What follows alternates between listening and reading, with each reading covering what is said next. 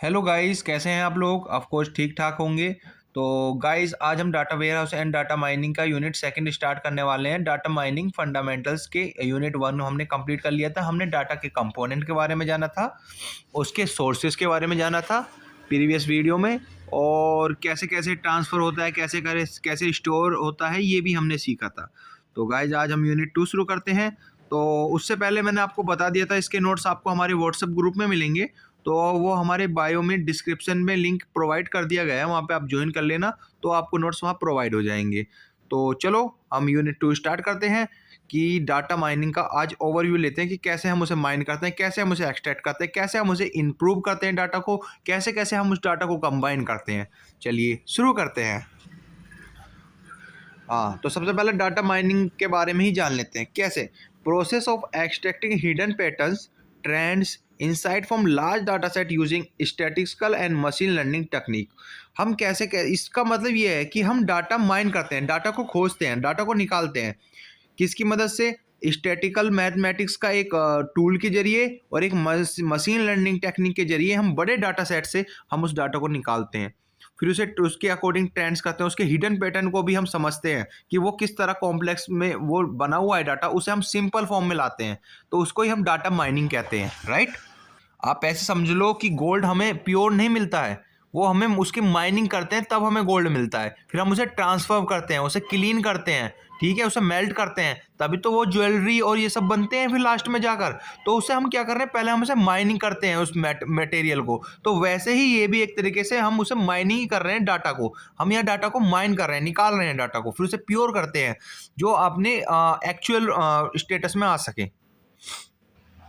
अब टॉपिक है volume of data exponential growth. It's mean the amount of data being generated every day is exploding. Of course data हमारा generate हो रहा है social media द्वारा, sensor द्वारा, IoT की डिवाइस द्वारा, जो सेंसर के जरिए ही डिवाइस को मतलब डाटा को कलेक्ट करता है, ट्रांसमिशन द्वारा, और कई जरिए से हमारा डाटा इस वक्त कलेक्ट हो रहा है। इसी के देखते जाते हैं, हमने इस पे मैनुअली एनालाइज करने के लिए इम्पॉसिबल है। हम मैनुअली क्या क्या मैं एनालाइज नहीं कर सकते, इतना करोड़ डाटा आ रहा है हर दुनिया से, सोशल मीडिया से और हर जगह से, तो उसे हम मैनुअली तो एनालाइज कर ही नहीं सकते। तो इस ह्यूज डेटा सेट को data mining help process. Data mining क्या कर रहा है, उसको फिर डाटा माइनिंग इसमें मदद करता है कि वो प्रोसेस करता है, फिर देन उसे एनालाइज करता है, फिर उसमें से जो एक्सट्रैक्ट वैल्यू है, जो इंपॉर्टेंट डाटा है, उसे हम बाहर निकाल लेते हैं उस बड़े डाटा सेट से।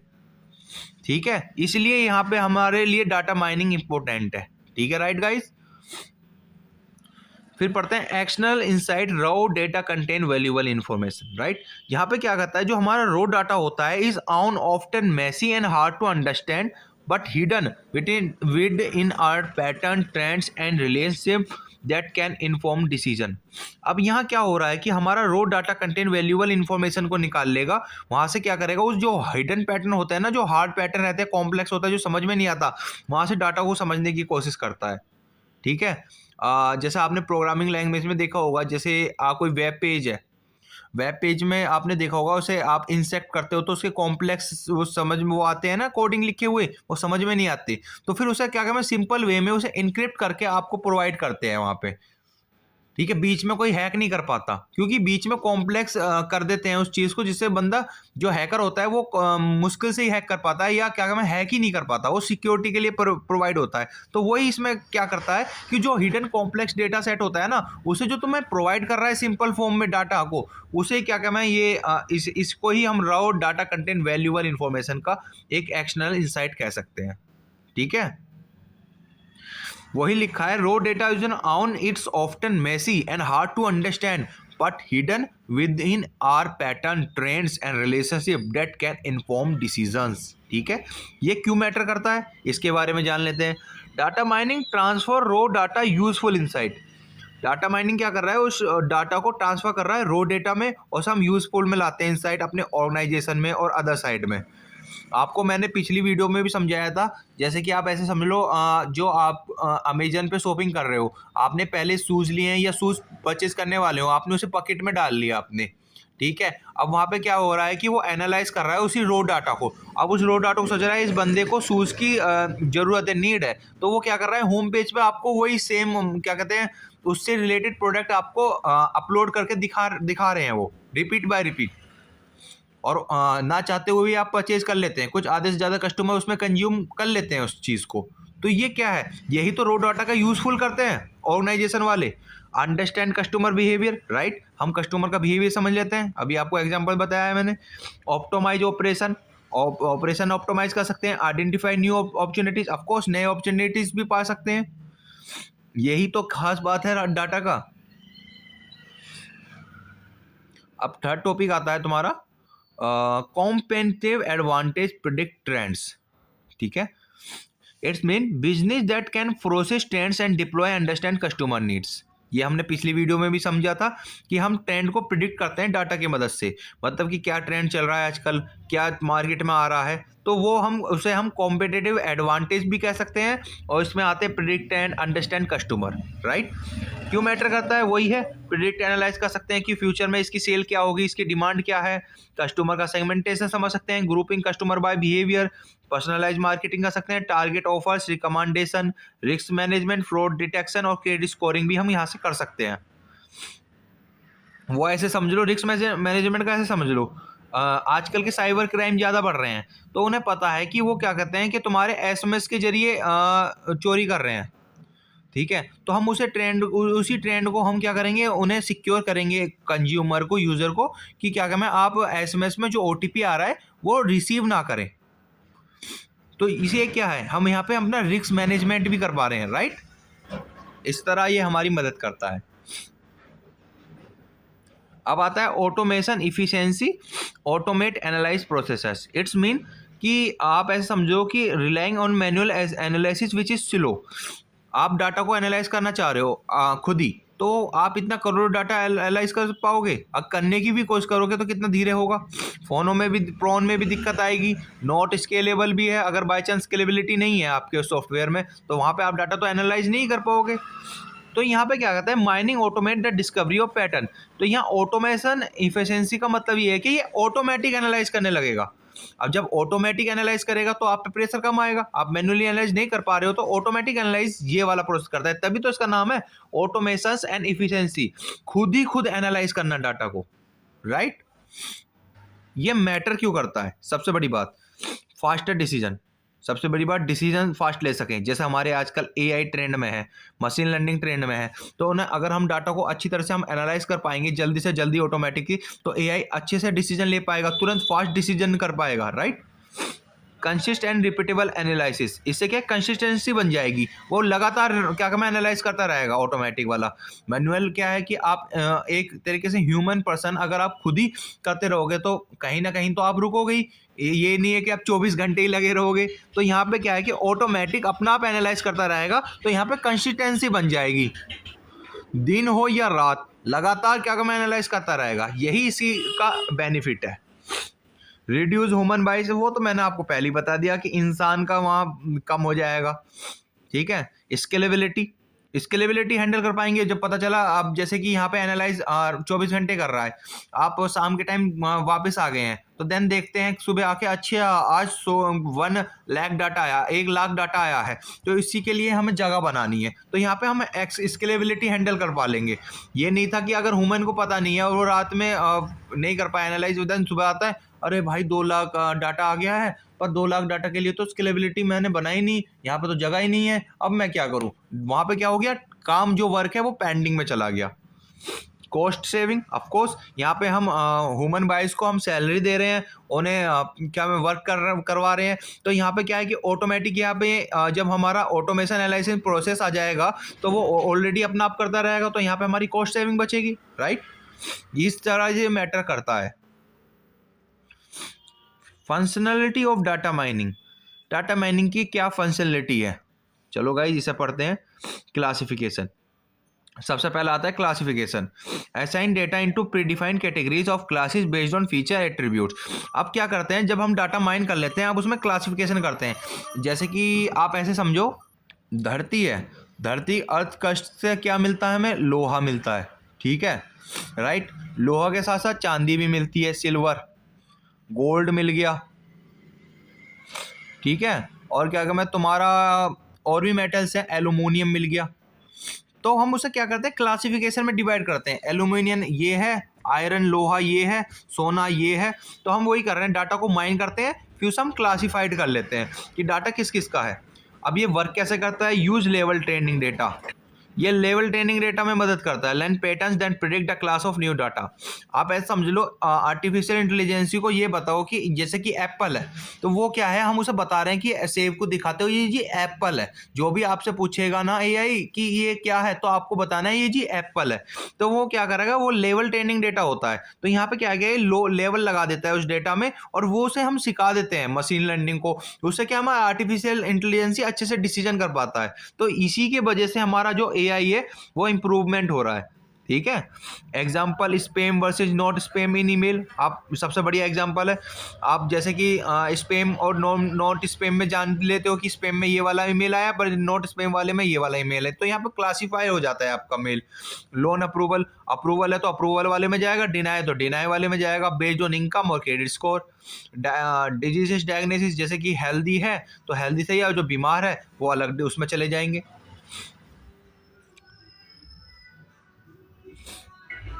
अब क्लस्टरिंग क्या है, क्लस्टरिंग तो आपको पता भी होगा, जो सिमिलर डाटा होता है उसका ग्रुप होता है। लिखा भी है, group of similar data point without pre defined level. आप ऐसे समझ लो कि जैसे कि अक्षय कुमार एक एक्टर है बॉलीवुड में, ठीक है। अक्षय कुमार एक एक्टर है। अब एक आर्टिकल छपा जी, अक्षय कुमार का क्या कहना है, इनकम 1,20,000 रुपये है, नॉर्मली मान लिया, वो तो होंगे करोड़ में, ठीक है, 1,20,000 रुपये हो गया। दूसरा आर्टिकल छपा कि अक्षय कुमार ने इतने पैसे डोनेट करे, 50,000 डोनेट कर दिए जी अक्षय कुमार ने। तीसरा आर्टिकल लिखा कि उसकी नई मूवी आने वाली है और रिलेटेड आर्मी के रिगार्डिंग, ठीक है। अब ये क्या है, ये 3 आर्टिकल छपे, पर हैं तो एक ही, रिलेट कर रहे हैं एक ही एक्टर को। तो ये क्या हुआ, एक हम इसे कलेक्ट कर लेते हैं क्लस्टर के फॉर्म में। तो इसे क्या कहते हैं कि सिमिलर डेटा को हम कलेक्ट करते हैं एक प्री डिफाइंड लेवल में, समझे। तो अब इसमें क्या हुआ है कि जैसे कि अब इसमें लिखा हुआ है कि find natural grouping based on similarity and feature. यहाँ पे क्या, हम हमारा जो क्लासिफिकेशन का क्लस्टर करते हैं, तो यहाँ पे हमारी मदद हो जाती है कि हमें बार बार ढूंढना नहीं पड़ता कौन सा डाटा है, वो सारा सेम पॉइंट का डाटा एक ही जगह होता है। एग्जाम्पल के लिए customer segmentation, group of behaviour और बॉइंग हैबिट्स। जैसे कि कई सारे कस्टमर है, वो फ़ोन देख रहे हैं, तो उनका हम ग्रुप बना लेंगे। तो इन कस्टमर को सिर्फ फ़ोन ही फ़ोन प्रिडिक्ट करो, फ़ोन ही फ़ोन दिखाओ अपने डैशबोर्ड पे। तो इससे क्या होगा कि हमारी मदद हो जाएगी।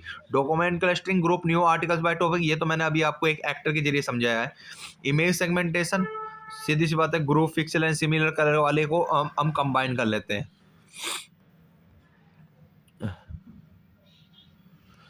Associate of rule mining sorry, what is discovering relationship और एसोसिएशन बिटवीन आईटीएम और लार्ज डाटा सेट। सीधी सी बात है, यहाँ पर डिस्कवर करते हैं relationship association between item in large data set से। वर्क कैसे करता है, identify rule like if A is bought then B is also like bought. तो ए खरीद रहा है तो बी भी आल्सो खरीद रहा है, ठीक है। मार्केट बास्केट एनालाइज को आप ऐसे समझो, जैसे रूल मिल्क है, मिल्क ब्रेड लेता है, सीधी सी बात है, दूध के साथ ब्रेड लेते हैं आधे से ज़्यादा कस्टमर। तो यहाँ पर वही है कि हम उसे एनालाइज कर पा रहे हैं मार्केट बेस में कि कस्टमर जब भी दूध ले रहा है तो उसके साथ ब्रेड भी ले रहा है, तो हम उसे ब्रेड भी रिकमेंडेड करते हैं। तो यही recommended system Amazon frequently bought together. तो अमेजन यही काम करता है कि आपने मिल्क ले लिया तो वो रिकमेंड करेगा कि आप ब्रेड भी ले लो। इसे कहते हैं एसोसिएशन रूल माइनिंग, समझ गए। तो आप ऐसे समझो, आप दुकान पे गए तो आपने दूध ले लिया, तो वो कहेगा भाई साहब बिस्कुट भी दे दूं इनके साथ या खासे दे दूं। जब आप दूध ले रहे हो तो साथ ही साथ आप कुछ तो लोगे इसके साथ। तो बस वही है कि हम उसे एसोसिएट करते हैं रूल माइनिंग के साथ। फिर आता है प्रिडिक्शन। प्रिडिक्शन क्या है कि प्रिडिक्ट करना, वो भी अपने हिस्टोरिकल और अचीव डेटा के जरिए। फोरकास्टिंग फ्यूचर वैल्यू और trend based on historical data, ठीक है। आप उसे प्रिडिक्ट कर सकते हो अपने हिस्ट्री के डेटा के साथ। How it work, use regression, time series analyse, machine learning model और एआई को लर्न करने में भी हमारा प्रिडिक्शन मॉडल मदद करता है। आप ऐसे समझ लो कि जैसे कि ये है, ये तुम्हारा प्रिडिक्शन कर रहा है, यहाँ पे ये मशीनें चल रही हैं अंदर, ठीक है। पर हमने उससे पहले मॉडल को लर्न करवाया था यहाँ पे लेवल डेटा और अनलेवल डेटा से, ठीक है, कि ये ट्रायंगल है, ये स्क्वायर है। तो ये डाटा क्या हुआ, हिस्ट्री डाटा हुआ। अब हमने इससे पूछा कि ये क्या है, अब ये क्या करता है कि तुम्हारे इसमें से जाकर पिछले से डाटा वो जाएगा और सोचेगा अच्छा ये ट्रायंगल दिया है, तो देन वो आपको बता देगा जी ये ट्रायंगल है, बस ये सीधा से बता देगा जी ये आपका ट्रायंगल है। उसने पुराने डाटा से सीखा है और फिर आपको बता रहा है।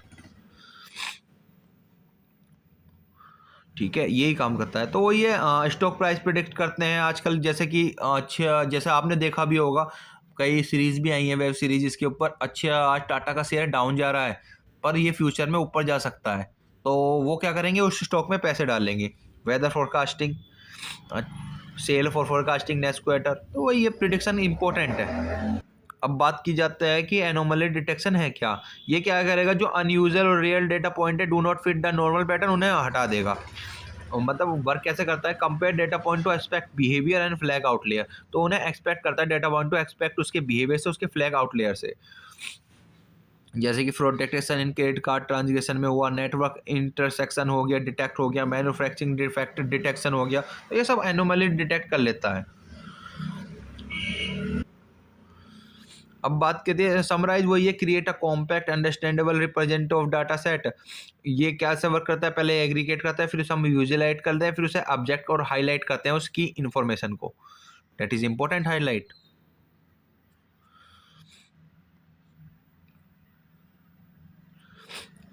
इसके एग्जाम्पल भी हैं, एग्जीक्यूटिव डैशबोर्ड, सेल्स समराइज के लिए, data cube aggregation, report generation, वही है। ये समरी टेबल है जो कि आपके क्या काम है, मशीन लर्निंग के कुछ एग्जाम्पल हैं जो आप इसे समझ सकते हो। आप ऐसे समझो जो हमने इसके फंक्शंस पढ़े हैं ना, तो बेस मशीन लर्निंग के भी आ सकते हैं कि किस टाइप की लर्निंग में कर रहे हैं, तो ये मशीन लर्निंग के टेक्निक है जिससे हमारा मशीन लर्निंग सीखता है। तो आप ये भी लिख सकते हो, और अगर नहीं भी आए तो तब भी आप लिखोगे तो इम्पैक्ट पड़ेगा। हाँ, बच्चों को पता है, वो डाटा को रिलेट कर रहा है कि कैसे हम मॉडल को ट्रेन कर रहे हैं, तो इससे आपका अलग इम्पैक्ट भी जाएगा और स्कोर भी अच्छा हो सकता है। तो जैसे कि यहाँ पे हमने क्लासिफिकेशन सीखा था, वो आता है सुपरवाइज में, क्योंकि ये लेवल डाटा से सीखता है। क्लस्टरिंग अनसुपरवाइज लर्निंग में आता है। इसी तरह के इसके अंदर खेल है कि प्रिडिक्शन सुपरवाइज में आता है, एसोसिएशन अनसुपरवाइज में आता है, एनोमली डिटेक्शन अनसुपरवाइज में आता है, समराइज डिस्क्रिप्टेड में है। ठीक है, ये इनके मैंने आपको एग्जांपल पहले भी बता दिए, वही सिमिलर एग्जांपल आप इनमें लिख सकते हो। बस ये है कि टाइप ऑफ लर्निंग समझ लेना। मैं आपको बता देता हूँ सुपरवाइज अनसुपरवाइज में क्या कंपेयर है। सुपरवाइज लर्निंग वो होते हैं जो क्या कहते हैं लेवल डाटा से सीखते हैं। लेवल डाटा क्या है कि जिनके बारे में हमें पता है कि वो सेब है और वो एप्पल है, ऐसे ये ट्रायंगल है। और अनसुपरवाइज डाटा वो होते हैं जिनका हमारे बारे में पता नहीं है, जैसे ये है, ये इन्हें में वही है, जैसे कि अभी ट्रायंगल है तो ट्रायंगल का पता नहीं चल रहा है कि ये ट्रायंगल है, तो ये अनसुपरवाइज लर्निंग हो गया। ठीक है, ये अनलेवल डाटा हो गया। अब हम पढ़ते हैं data processing and pre processing. ठीक है, क्या है ये डाटा प्रोसेसिंग, क्या है, वही overall process of converting raw data into meaningful useful information. जो हमने डाटा कलेक्ट करा है उसे मीनिंगफुल और यूजफुल में कैसे लाएं, यूज में कैसे लाएं, उसे कहते हैं डाटा प्रोसेसिंग प्री प्रोसेसिंग। अब उसके कुछ मेन स्टेजेस हैं, जैसे कि कलेक्ट करना डेटा को, फिर उसे ऑर्गेनाइजेशन करना, फिर उसे एनालाइज करना। ये तो हम पढ़ते ही आ रहे हैं। ठीक है, वही है कि gather data, source data set, sensor, survey, इनसे डाटा कलेक्ट करो। और एग्जांपल के सेल ट्रांसलेशन का हमने कलेक्शन करा है। ऑर्गेनाइजेशन, जैसे हम इसे स्टोर करते हैं डाटा को इजीली एक्सेस फॉर एनालाइज के लिए। फिर स्टोर करते हैं collect sales data, database, table for product, customer and translation. फिर हम उसे एनालाइज करते हैं स्टैटिस्टिकल एंड मैथमेटिकल के जरिए, और उसे कॉम्प्लेक्स टेक्निक को हम एक्सट्रैक्ट करते हैं इनसाइट और सिंपल वे में। ठीक है, ये तो हम पढ़ते ही आ रहे हैं पीछे से। देन कुछ की पॉइंट्स हैं। Data processing is the board end to end journey for raw data actionable insight. तो आज हम की पॉइंट के जरिए हम बताते हैं कैसे कैसे डाटा ट्रांसफर हो रहा है। अब इसमें डाटा प्री प्रोसेसिंग में ही हम बता देते हैं डाटा प्री प्रोसेसिंग कैसे कर रहा है। A subset of data processing focus specially for preparing raw data for analyze, think for screening, turning data before feeding in the model tool. वही जो हमने पीछे से पढ़ा, डाटा को क्लीन करते हैं, डाटा को प्रोसेस करते हैं, फिर हम उसे यूज लाते हैं अपने एनालाइज करने के लिए और उसे लर्न करवाने के लिए। तो वही मेन टास्क सबसे पहले डाटा क्लीनिंग। जो भी हमारा इनकॉन्सिस्टेंट और एरर्स हैं उनको हम रिमूव कर लेते हैं, मिसिंग वैल्यू को रिमूव करते हैं, जो डुप्लीकेट्स वैल्यू हैं उन्हें हम रिमूव करते हैं, जो हमारे लिए यूजफुल नहीं है उस डाटा को भी हम रिमूव करते हैं। तो वो डाटा क्लीनिंग टास्क आता है। ठीक है, अब आता है इसके बाद डाटा ट्रांसफॉर्मेशन। डाटा ट्रांसफॉर्मेशन क्या है, सुटेबल उस डाटा को ट्रांसफर करता है अपने यूजफुल के लिए, convert data into suitable format और स्ट्रक्चर, ठीक है। इसमें नॉर्मलाइजेशन करता है स्क्वेयर टू रेंज लाइक 0 से 1। इसके अंदर स्टैंडर्डाइजेशन मतलब हम डाटा ट्रांसफॉर्मेशन में हम मीन और मीडियन का भी हम यूज़ करते हैं, ठीक है, डाटा को ट्रांसफ़र करने के लिए। अगले यूनिट में इसी के रिलेटेड आपको पढ़ने को मिलेगा, ठीक है। देन थर्ड आता है इनकोडिंग, जो टेक्स्ट को वो नंबर में तब्दील कर देता है, जिससे क्या होता है कि हमारी सिक्योरिटी भी बढ़ाए रखता है और हम उसे समझ भी पाते हैं। जैसे कि कंप्यूटर लैंग्वेज में क्या है कि वो बाइनरी इनपुट समझता है, ठीक है। तो वो क्या कर रहा है, तो वो आपकी जो टेक्स्ट है उसे बाइनरी इनपुट में कन्वर्ट करके, जो आपकी कोडिंग है प्रोग्रामिंग लैंग्वेज में, वो बाइनरी में कन्वर्ट होके जाती है कंप्यूटर के पास, वो समझता है वो किस में, बाइनरी में। तो वहाँ क्या हो रहा है, इनकोडिंग हो रही है। एग्रीगेशन समराइज करता है डाटा को, example converting male female to 0 1 for machine learning model. Of course अभी हमने पीछे पढ़ा था, तो मेल फीमेल को उसने 0 1 को बाइनरी में समझाने के लिए मशीन लर्निंग मॉडल को 0 1 में समझाया, ठीक है। फीचर इंजीनियरिंग क्या है, create new meaningful features for existing data to improve model performance, example from date of birth, creating feature like age और एज ग्रुप। तो जैसे कि फीचर इंजीनियरिंग क्या है, वो क्रिएट करता है उस मीनिंगफुल फीचर्स को एक्सट्रैक्ट करने के लिए। अब कुछ की डिफरेंस है data processing and data pre processing में, कि ये डाटा लाइफ साइकिल वो ऑर्गेनाइज करता है, कलेक्ट करता है, एनालाइज करता है, पर ये नैरो करता है प्रीपेयरिंग स्टेज ओनली के लिए। गोल क्या है, टर्न रो डाटा को तो मीनिंगफुल, यहाँ पे रो डाटा को मीनिंगफुल इन्फॉर्मेशन के लिए यूज करता है, पर यहाँ पे क्या है, डाटा को सफा करता है, कॉन्सिस्टेंट करता है और फिर उसे एनालाइज करता है। स्टेज इसके क्या है, कलेक्शन, ऑर्गेनाइज एंड एनालिसिस, पर इसके स्टेज क्या है, cleaning, transformation and feature engineering, ठीक है। एनालॉगी क्या है, कुकिंग ऑफ फुल मील, और ये क्या है, washing, coping and maintenance ingredient. सीधी सी बात है कि आप ऐसे समझो कि ये क्या करता है, ये पूरे को तैयार करता है, पर ये क्या करता है, उस डाटा को सफा करता है, उसे मीनिंगफुल में लाता है, उसे फिर कंबाइन करता है। अब यहाँ पे डाटा क्लीनिंग हो रहा है, ठीक है। तो हैंडलिंग क्या कर रहा है, मिसिंग वैल्यू, इंपॉर्टेंट, वही हमने जो पीछे पढ़ा था वही सिमिलर टॉपिक है, ये आपको मैंने पीछे पढ़ा दिया था, ठीक है। तो डाटा क्लीनिंग के बारे में मुझे ज़्यादा कुछ समझाने की जरूरत नहीं है, आपने ये समझ लिया है ऑलरेडी। आप जो पीछे था वही है इसके अंदर। डाटा ट्रांसफॉर्मेशन, डाटा को ट्रांसफर करते हैं, converted data suitable format, structure अभी पीछे पढ़ा था। Analyse, modelling, visualisation, ensure data in consistence, normalise and ready for processing. डेट मैं ये समझाने की कोशिश कर रहा हूँ, ये मैंने वैसे पीछे तो आपको एक्सप्लेन कर चुका हूँ कि ट्रांसफर कैसे करता है, कैसे उसे स्ट्रक्चर फॉर्म में लाता है। बट ये है कि जितना हमारे पास कंटेंट रहता है ना कीवर्ड को लिखने का, तो हम उतनी थ्योरी लिख के आ जाते हैं पेपर में। तो AKTU के कोडिंग तो देखा जाए तो जितना आप उसे समझा सको टॉपिक्स को, उतना ही बेटर रहता है, वहीं आपके मार्क्स मिलने के ज़्यादा चांस बनते हैं। तो यही है कि जितना हमारे पास थ्योरी और कंटेंट रहता है, तो हमारे पास लिखने का चांस उतना ही रहता है। तो जितना मिले उतने गेन कर लेना चाहिए। तो ये वही है जो मैं ऑलरेडी पीछे एक्सप्लेन कर चुका हूँ, तो आप एक बार इसे रीड कर लेना डाटा ट्रांसफॉर्मेशन को, ठीक है। वही इसके अंदर इंक्लूडेड है। एग्रीगेशन, ये टॉपिक भी मैंने अभी कवर करवाया था कि कलेक्ट करता है डाटा को, कंबाइन करता है, ठीक है। और इसमें सबसे बड़ी बात मीन मीडियन का, इसके अंदर आपकी कैलकुलेशन होगी स्टैटिस्टिकल, जैसे सम, टोटल, एवरेज, मीन्स, काउंट और mean, max, small, largest value, क्योंकि जो हमारी अगली यूनिट है वो इसी के बेस पे है। इनकोडिंग सिंपल वे है कि कन्वर्ट कर देगा text data to numerical form for machine learning models के लिए। लेवल encoding, one hot encoding, ordinal encoding, तो इसके अंदर एक्सप्लेन करेगा। जैसे मेल फीमेल, फीमेल ये क्या लेवल इनकोड कर देता है, मेल को इसने 0 इंडिकेट करा है और क्या कहा, मैं फीमेल को 1 इंडिकेट करा है, तो वो इनकोडिंग कर रहा है वो अपनी बाइनरी में। स्मूथिंग, यहाँ पे क्या रहा है, रिड्यूस नॉइज और random variation data to reviewable under playing penalty. तो ये common technique binding group data into binds and replace value with in bin statisticals mean and median. तो ये क्या कर रहा है, डाटा को वही मीन और मीडियन की जगह ट्रांसफर कर रहा है। तो इसी टेक्निक को हम क्या कहते हैं, स्मूथिंग कहते हैं। कुछ अदर स्मूथिंग भी है, moving average, regression smoothing. Technique वही है, नॉर्मलाइजेशन, स्टैंडर्डाइजेशन, एग्रीगेशन, इनकोडिंग और स्मूथिंग। इसका वैसे आप एक डायग्राम भी बना सकते हो नॉर्मलाइजेशन का। आप ऐसे बना सकते हो जैसे कि नॉर्मलाइजेशन है तो इसे डिब्बे में बनाओ, स्टैंडर्डाइजेशन है इसे स्टैंडर्डाइजेशन, इसे पूरा लिखना है आपको, इस तरह बनाओ, इस तरह बनाओ। इससे क्या है कि आप फ्लो चार्ट में अगर डायग्राम बनाते हो तो यहाँ पे आपके मार्क्स, तो यहाँ पे भी 2-3 मार्क्स तो आराम से बन जाते हैं, ठीक है। और हो सके तो 7 मार्क्स का क्वेश्चन कम से कम 3 पेज में तो भरो। कंपोनेंट्स है इसके, ये कंपोनेंट्स है कि इंटर नोड्स क्या क्या है, और अब लीफ नोट्स क्या है कि इसके कोई चाइल्ड नोट्स नहीं होते हैं, ठीक है, ये फाइनल नोट्स होता है। ये आप क्या कहते हैं इसे समझ सकते हो कि डिसीजन ट्री वर्क कैसे करता है। सीधी सी बात है, पहले तो वो रूट नोड से स्टार्ट होगा एंटायर डाटा सेट, फिर बैच फीचर के हिसाब से वो डाटा स्प्लिट होगा, अलग अलग हो जाएगा। Split data set into subset based on feature, वो इंटरनल नोड में जाएंगे। ये जब तक रिपीट होता रहेगा जब तक हमारा काम स्टॉप नहीं हो जाता। Repeat for each subset create internal node, all data in nodes belong to same class, no more features to split on, a predefined depth in reach, assign a class level to each leaf node. जब तक class level नहीं आ जाते तब तक ये work करता रहेगा। ये देखो सबसे पहला एग्जांपल, आप ये देखो, इससे आप समझ में आएगा कि एज 25 है, 40,000 इनकम है इसकी, इसने कोई प्रोडक्ट नहीं लिया है। एक एज 35 है, 60,000 इनकम है इसकी, पर इसने प्रोडक्ट लिया है। और एक की 45 एज है, इसने 80,000 इनकम है, इसने प्रोडक्ट लिया है। एक की 20 एज है, इसकी 30,000 इनकम है, पर इसने प्रोडक्ट नहीं लिया है। तब पॉसिबल डिसीजन ट्री कैसे डिसाइड करता है? Test root node is age 30, अगर 30 से ज़्यादा एज वाली है तो वो जाएगा यस वाले में। Internal node is income greater than 50K, ठीक है।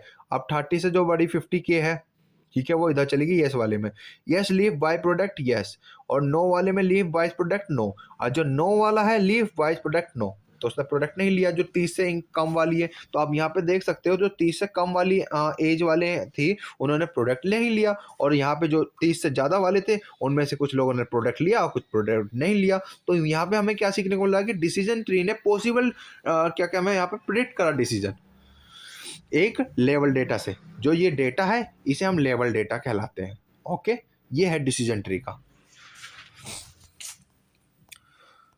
वही है। इसमें आप खुद ही देख सकते हो कैसे प्रिडिक्ट करा। कस्टमर है एज 40, जो कस्टमर की एज 40 है वो इनकम 17K है, तो एज ग्रेटर देन 30 के जो है वो यस वाले में, इनकम 50K वाले में गए, फिर उसे प्रिडिक्शन यस करा। और एज बी जो 28 की उम्र में है, 45 की एज है, तो उन्होंने प्रोडक्ट नहीं लिया। तो वही है की metrics for splitting. Gini impurity measure how often randomly chosen element, what is the misplacement. ये देखा जाता है कि कैसे वो चूज करा। इंफॉर्मेशन गेन कैसे उसने मेजर करा, कैसे रिडक्ट करा डाटा को स्प्लिट करते समय। Gain ratio adjusting information gain to handle bias to bird why branches, ठीक है। ये इसके कुछ की पॉइंट्स हैं जो ये समझने के लिए कि कैसे कैसे डाटा को उन्होंने अरेंज करे हैं। Advantage of decision tree: easy to understand and interpret, visualization, handle both numerical and categorical data, of course, no need for feature scaling, normalization and standardization, non-parametric, ठीक है। ये एडवांटेज हैं डिसीजन ट्री के। Disadvantage of decision tree: prone to overfitting, especially deep trees, can be unstable, small data changes, different trees, bias toward features with many levels, not great for linear relationship, other models like SVM may be better, right? Uh, अब आता है real world application. Marketing, health care, finance, HR, इसमें ये सबसे ज़्यादा useful tool है। तो guys, तो यहाँ पे ये आपकी यूनिट सेकंड कंप्लीट होती है। तो देन मिलते हैं आपको नेक्स्ट यूनिट में। उससे पहले अगर आपको नोट्स चाहिए तो आप हमारे बायोज में व्हाट्सएप पे डिस्क्रिप्शन पर जाकर वो ग्रुप ज्वाइन कर लेना, आपको वहाँ पे नोट्स मिल जाएंगे, ठीक है। और नेक्स्ट वीडियो के लिए आप हमारे चैनल को सब्सक्राइब जरूर करना ना भूलें, ठीक है। ओके।